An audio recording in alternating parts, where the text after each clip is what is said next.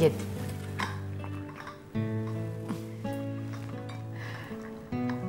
बरं वाटलं आलात वहिनी.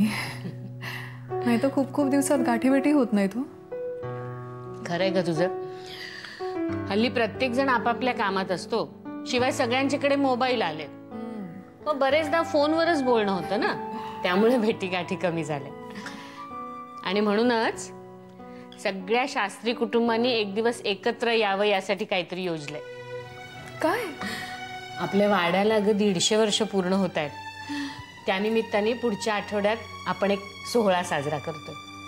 अरे वा, खूप छान कल्पना आहे. हो, खरं सांगू का वहिनी, बाळ गेल्यापासून मला असं सारखं वाटतं की आपला संपर्क कमी झालाय, बोलणं कमी झालंय. पण तुमची आठवण येते मला. अगं मग यायचं ना कधीतरी घरी. आम्ही परके आहोत का कोणी? आणि माझी खात्री आहे या सोहळ्याच्या निमित्ताने पुन्हा आपल्या भेटीगाठी वाढतील. कोण कोण येतंय? आपणच सगळे शास्त्री. बाहेरचे म्हणजे फक्त हा आहे आधीचा मित्र स्वप्नील आणि डॉक्टर विराज सामंत, त्यांना बोलवलंय. आणि मम्मा आहेतच. सगळ्यांना आग्रहाचं निमंत्रण आहे. आणि सुलेखा? वहिनी, ती शास्त्री नाहीये किंवा होऊ शकली नाही म्हणून ती बाहेरची नाहीये. आणि असली काय किंवा नसली काय, तिला न बोलावण्यामागचं कारण काय आहे? एवढी वाईट आहे का ती? का ती आल्यामुळे सोहळ्याचा बेरंग होणार आहे? अगं नाही, तसं काही नाहीये. नाही वहिनी, मुळात 3 माणसं असलेल्या घरात दोघांना बोलवलं जातं आणि एकाला वगळलं जातं, यामागचं कारण काय आहे? पूनम हे बघ. नाही वहिनी, हा तुमचा निर्णय नाहीये हे मला माहिती आहे. पण हा कोणाचा निर्णय आहे हेही मला माहिती आहे. मला एवढंच सांगायचंय की सुलेखा माझी बहीण आहे. ती येणार नसेल तर मीही येणार नाही. आणि हा माझा अंतिम निर्णय समजा. अगं तू जरा शांत होशील का पूनम? सॉरी. तुझ्या सुलेखाबद्दलच्या भावना मी समजू शकते. खूप भोगलंय बहिणी तिने. मला माहित नाहीये का ते? आणि तुला कोणी सांगितलं की तिला आपण बोलवत नाही आहोत म्हणून? मी मगाशी सुलेखाचं नाव घेतलं नाही कारण तिला प्रत्यक्ष भेटून वेगळं आमंत्रण देणार होते मी. बाकी काही नाही. तिला आणि मामांना दोघींनाही घेऊन यायचेस तू.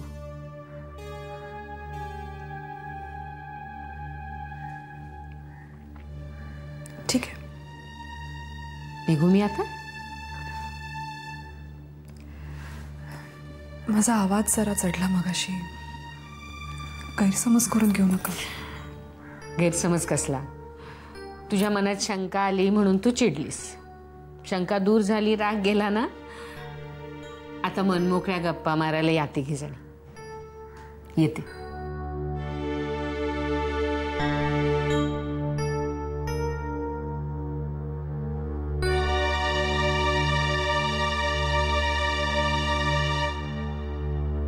वाड्यावर सोहळा आहे, तुला माहितीच आहे ना.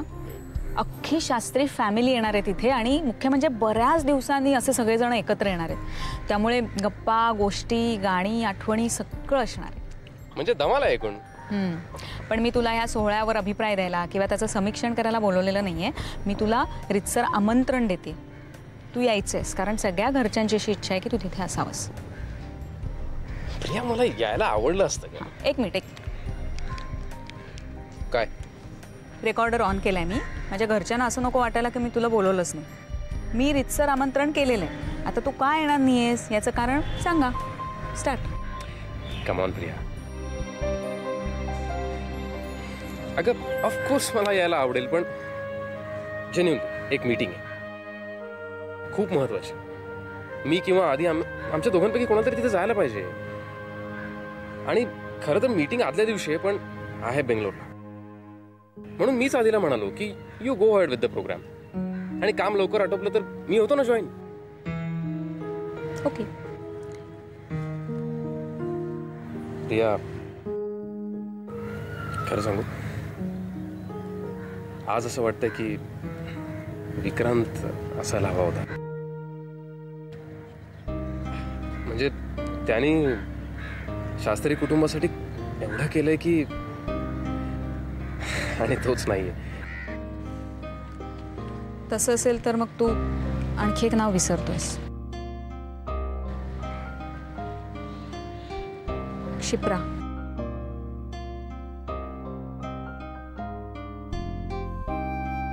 आज मला कळतंय की शिप्रा गेल्यानंतर तू कुठल्याच समारंभाला सोहळ्याला का येत नव्हतास. ज्या व्यक्तीचा सहवास हाच सोहळा असतो, तीच व्यक्ती जर सोबत नसेल तर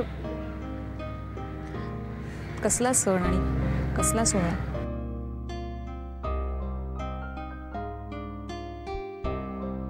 कम ऑन प्रिया, असं मूड ऑफ करू नको दिवसा. आणि हा सोहळा आठवणींचाच तर आहे. आपलं माणूस आपल्या बरोबर नसलं म्हणून काय झालं, त्याच्या आठवणी तर आहेत. बस तेवढंच पुरे. आणि आय प्रॉमिस यू, काम जर लवकर संपलं तर मी लगेच तुम्हाला जॉईन होईन. खरंच प्रयत्न कर. कामाचं महत्त्व कळतंय मला, पण तुझ्या हसण्याची इतकी सवय झाली आहे ना, मलाच नाही आम्हाला सगळ्यांनाच. त्यामुळे तू जर नसशील तर प्रत्येकालाच चुकल्यासारखं होईल.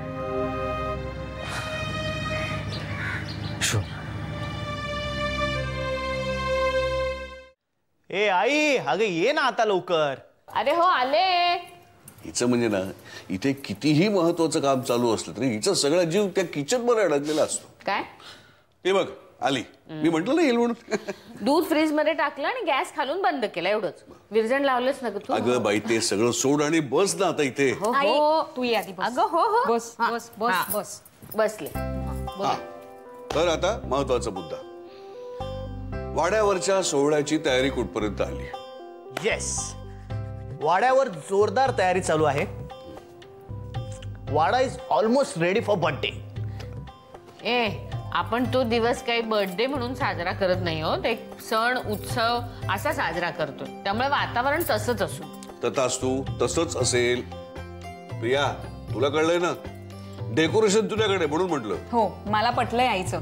आणि फुलांच्या माळा, समया, लांबण दिवे, हेच सगळं आहे माझ्या लिस्ट मध्ये. वा. आणि वाड्याला रंगरंगोटी नको हा बाबा, कारण वाड्याचं जुनेपण हीच त्याची ओळख आहे ना. अरे करेक्ट, अतिशय पटला हा मुद्दा. करेक्ट. अरे आधी एक काम कर, आधी वाड्यावरती फोन कर आणि विष्णूला सांग. तो काहीतरी रंगरंगोटी काहीतरी म्हणत होता तो. हो. Okay okay, done. शुभ्रा, तुझं काय मत? मला वाटतं त्या दिवशी पंचपक्वानांचं जेवण असावं, आणि ते जेवण विष्णू काकांनी किंवा बाहेरून आचारी बोलून करून घेण्यापेक्षा वाड्याच्या सुनांनी करावं. तर हे कशाला आणखी अंगावर घेताय? बाकी बरीच काम आहेत करण्यासारखी. नाही नाही रे आधी, बरोबर आहे तिचं. छान कल्पना आहे ग. करूया, आपणच करूया सगळं. चला मग हे ठरलं. अरे एक मिनिट, वाड्याच्या सुनांवरून आठवलं, पूनमला सांगितलंस ना? हो सांगितलं. आणि मी तिला मम्माना आणि सुलेखालाही घेऊन ये असं सांगितलं.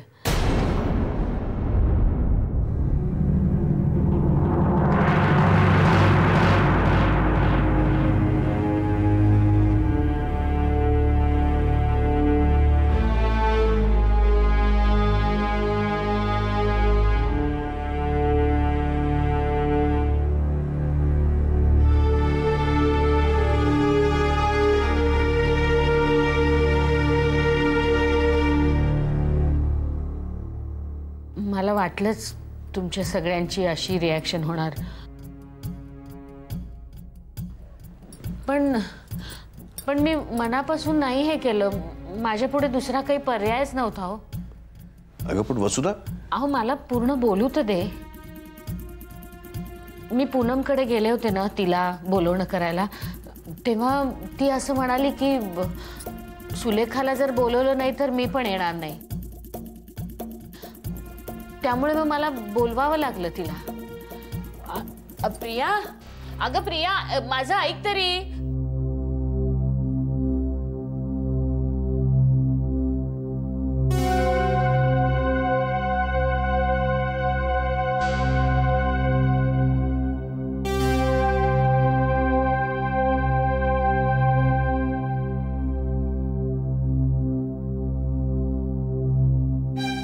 माझं चुकलं असलं तर मी माफी मागते. हवं तर हात जोडून माफी मागते मी. पण त्या क्षणी मला जे योग्य वाटलं आणि जे सुचलं ते मी केलं. अगं पण आई. आदिनाथ, मला असं वाटतं त्या ठिकाणी आईंच्या जागी आपल्यापैकी कोणीही असतं तरी असाच काहीतरी निर्णय घ्यावा लागला असता. आणि दुसरं म्हणजे आता पूनम काकूंना सुलेखाला आणू नका असं सांगणं किती वाईट दिसेल. त्यामुळे आईंनी घेतलेला निर्णय शास्त्री कुटुंबाचा म्हणूनच आपण आता स्वीकारूया.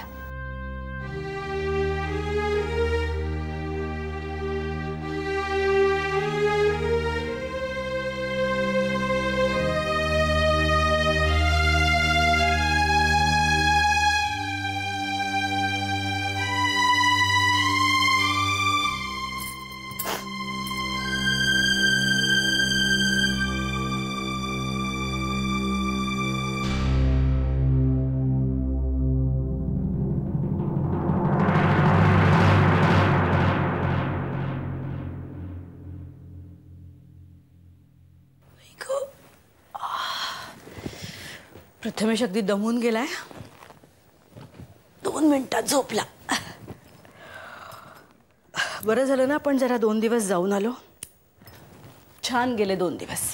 गरज होती आपल्याला जरा जाऊन येण्याची. आई बाबांना कळवलं नाही अजून.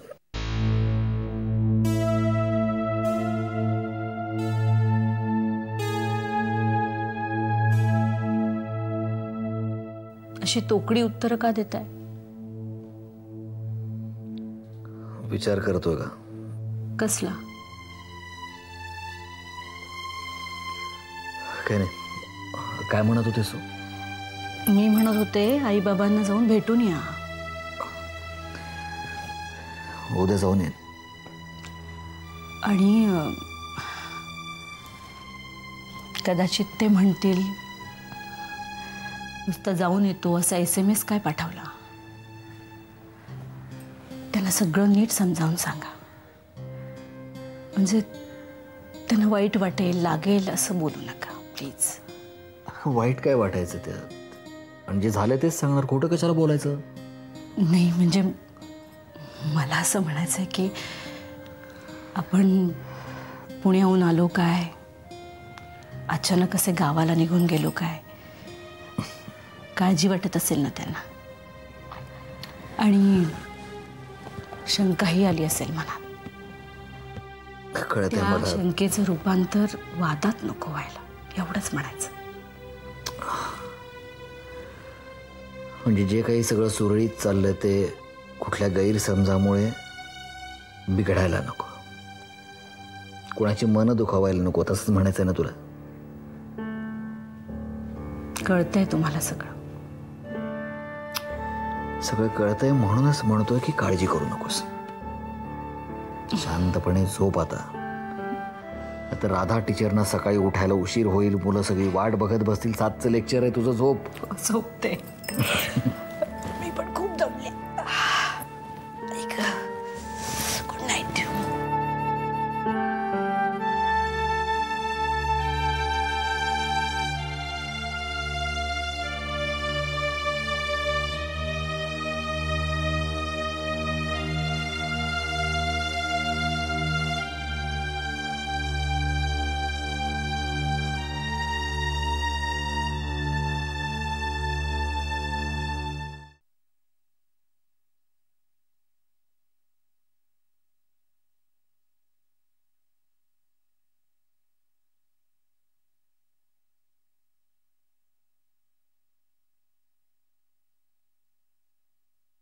काय झालं? काय नाही.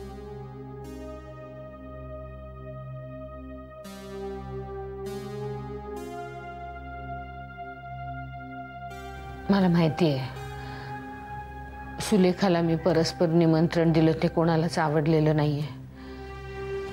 तिला बोलवण्यापूर्वी तू आधी, शुभ्रा आणि सगळ्यात महत्वाचं म्हणजे प्रिया यांना विचारायला हवं होतंस का? पण माझ्याकडे तेवढा वेळ नव्हता आणि दुसरा पर्यायही नव्हता. म्हणजे तुम्हाला माहितीये ना पूनम सुलेखाच्या बाबतीत कशी आहे ती. आधीच पूनम आपल्यापासून दुरावली गेली आणि आपण हा सोहळा करतोय तो आपल्या माणसांना जवळ आणण्यासाठी. पण सुलेखा आपली कधीच नव्हती. पण पूनम आपलीच आहे ना. तिचा आवेश बघून मी तिथल्या तिथे ठरवलं की सुलेखाला बोलवल्याशिवाय गत्यंतर नाही. अहो इकडे आडतं तिकडे विहीर अशी अवस्था झाली हो माझी. मला कळतंय का, पण आपण सगळ्यांनी एकत्र येऊन थोडाफार आनंद मिळवा म्हणून हा सोहळा ठरवला ना. पण आता सुलेखा येणार म्हटल्यावरती या कल्पनेने सगळ्यांनाच दडपण आलंय. त्या क्षणी ना प्रामाणिकपणे मला असं वाटलं की सुलेखाला बोलवल्यामुळे कदाचित जे नुकसान होईल ना त्यापेक्षा जास्त नुकसान तिला बोलवलं नाही तर होईल. आणि समजा मी पूनमला असं म्हटलं असतं की मी घरच्यांना विचारून काय ते सांगते, काय वाटलं असतं तिला? दुरावली असती ना ती आपल्याला. आणि पूनम जर दुरावली असती तर या सोहळ्याचा काय आनंद मिळाला असता आपल्याला? मसुरा,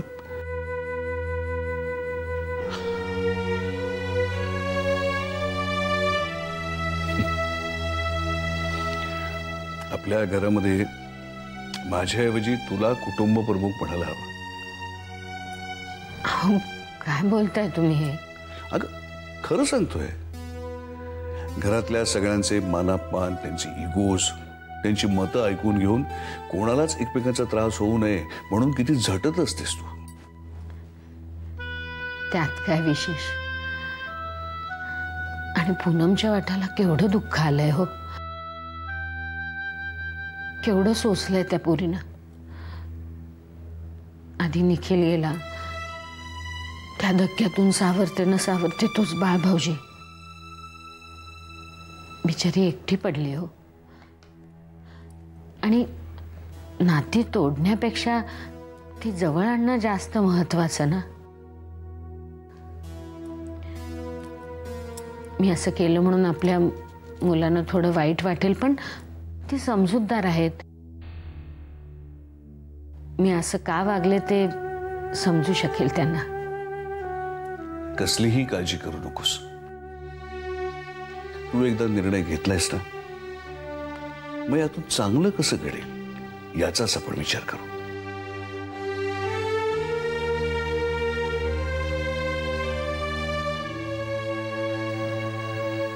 मला कळत नाहीये आईने परस्पर का केलं असं. मी पण तेच म्हणते, काय लॉजिक आहे? इतकं सगळं घडलंय तरी. आणि सगळं चांगलं चाललं होतं. आता पुढे काय होणार आहे ना. मी काय बोलू? मला वाटतंय आपण एकतर्फी विचार करतोय. आईंची बाजू कुणी समजूनच घेत नाहीये. शुभ्रा, प्रिया, मला माहिती आहे तुला काय म्हणायचं, पण आत्ता आपण सुलेखा या एकाच व्यक्तीचा विचार करतोय. आईंचं तसं नाहीये. खूप हळव्या आहेत त्या. त्यांना कुठलंच नातं तुटू द्यायचं नाहीये. माझ्या बाबतीत जे घडलं ते आईंना माहीत नव्हतं म्हणून त्यांनी हा निर्णय घेतला. आणि ही वेळ त्यांना काही बोलायची नाहीये. शेवटी जे घडतं ते चांगल्यासाठीच घडतं. आता काय चांगलं घडणार आहे? निदान 2 घरं वेगळी होण्यापासून तरी वाचतील.